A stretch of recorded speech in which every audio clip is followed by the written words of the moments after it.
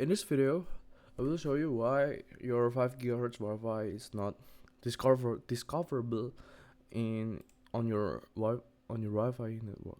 So the thing is, that is the most important is the wireless channel, because the wireless channel, it depends on where you are, it depends on your region. Maybe that if you put it on 149, it may not be discoverable for your Wi-Fi adapter because it is simply it's not in the region that it's supposed to operate.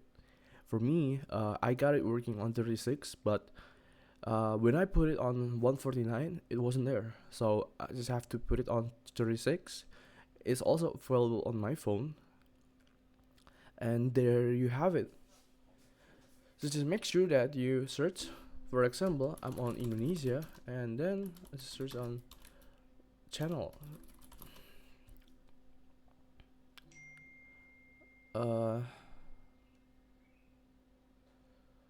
If you can't find it, you can just experiment on which channel will shows up on your Wi-Fi channel.